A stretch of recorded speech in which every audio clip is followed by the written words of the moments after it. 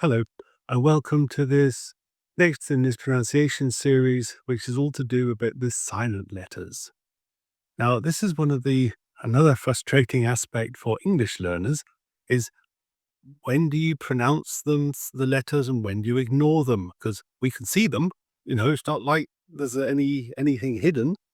So what I've done a presentation and we'll go through the letters in alphabetical order and look at words where they're hidden, where the pronunciation is maybe not what you would expect, and then we'll come back after the presentation. So, here you are. So here's the presentation on silent letters. So English is really full of letters that are written but not really said. And often the reason is sort of historical or traditional. Actually, it says to confuse her. It's not really to confuse learners. It's just an unfortunate effect of it. We could say silent letters are like that co-worker who never speaks but still shows up to the group photo. And here we'll look through the most common silent letters so you can pronounce these words naturally and confidently. So we'll go through alphabetical order. We'll start with B. So B is often quiet if it follows an M or before a T. And historically, in sort of old English, these B's used to be pronounced, but the language evolved and the sound disappeared, but the spelling has stayed. So basically, if you see an MB at the end of the word, just ignore the B. Some examples: lamb, climb, doubt, debt, subtle. So lamb, climb, doubt, debt, subtle. Now look at silent C's. And the kind of rule here is if it's before an A, an O, a U, and most consonants, then we tend to sound the C, as in scare, scrape, and scream. But before an I and an E, the C is generally silent. And here are some examples: scent, science, scissors, and scenario. So again, scent, science, scissors, scenario. And we look at G's and K's. So if we have a K or G before an N, at the beginning of the word it's generally silent. And again, these letters in sort of Old English were pronounced, but the modern language has simplified them. So the N generally takes the lead, and the K and the G are basically decorative or due to historical significance. And some examples of this are no, knife, knee, night, gnat. No, knife, knee, night, and gnat. We have the silent H. And as if you know a bit of French, you know they generally ignore the H. And a lot of words that we borrowed from the French, we've also borrowed the ignoring of the H as well. And some older spellings like ghost, apparently this was due to some Dutch printing influence, although we never actually say the H in words like ghost.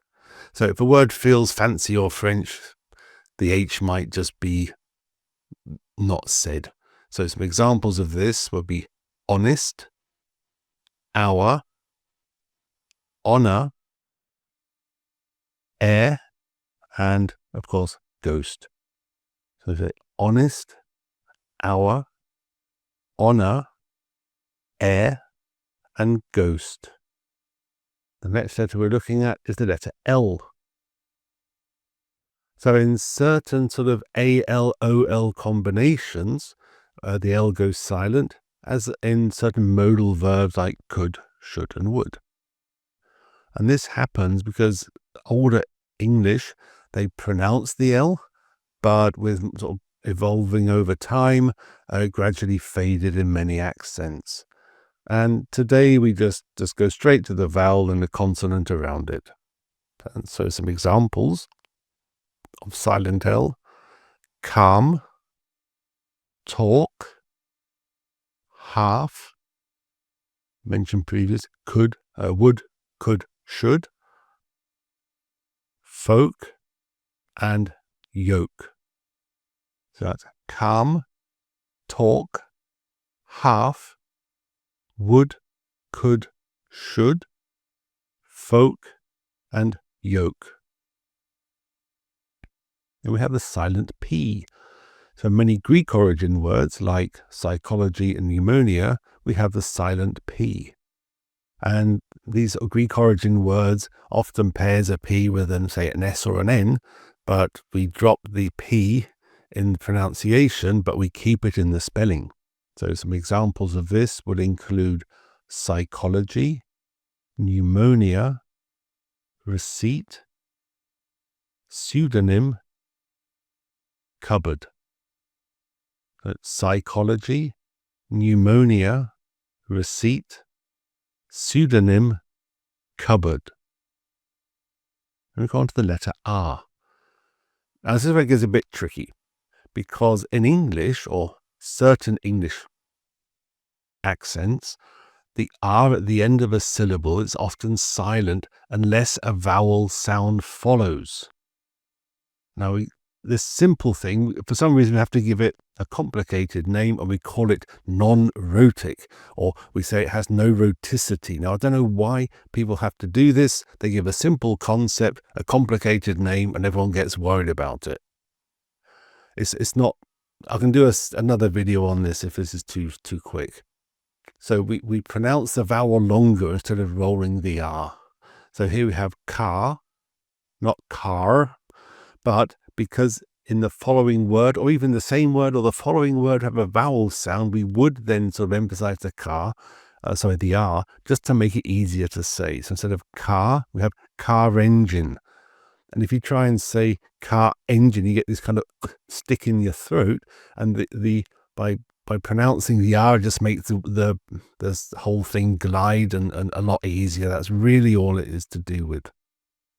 Then we have car and car engine. Now in rhotic accents, like certain southwest England, Scotland, America, a lot of parts of America, they wouldn't say car, they would say car.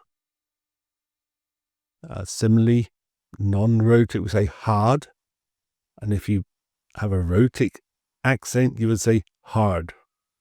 So hard work as opposed to hard work. Then we have water, better, not better, but if you have the vowel sound following it, you say better idea. If you actually listen to the way it's said, it's almost as if the R is pushed over to the start of the following word, better idea.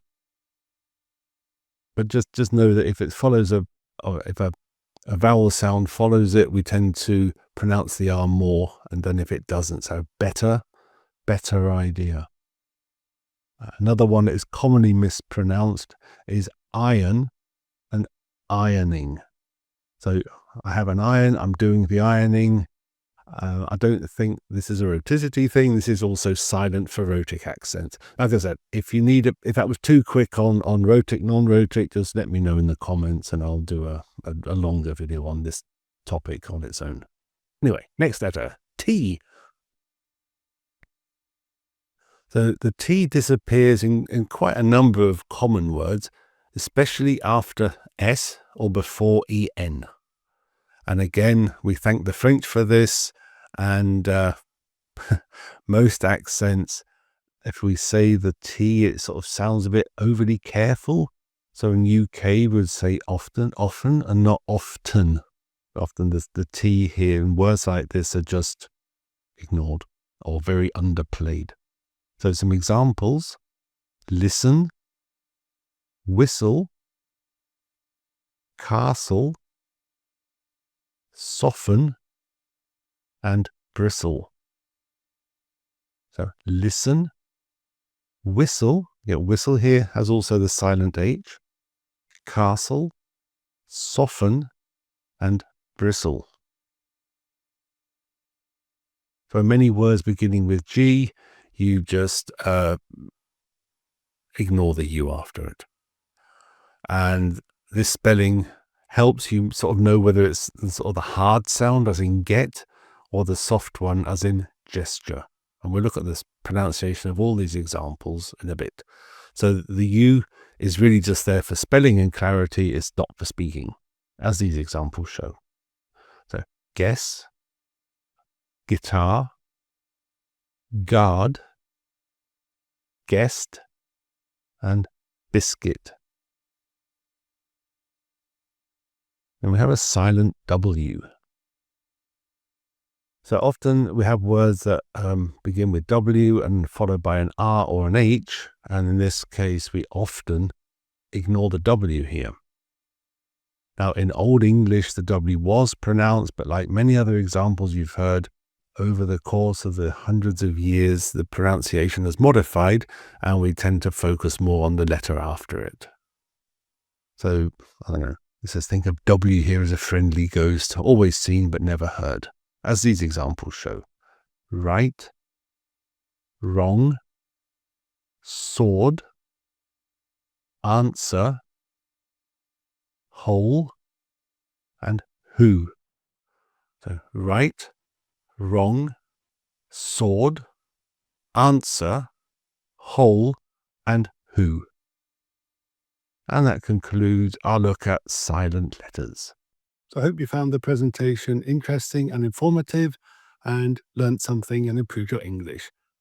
Like I say, if you have any questions about pronunciation or anything else, just ask a question in the comments. You'll get a very quick answer. Anyway, that was it. Till the next one. Bye for now.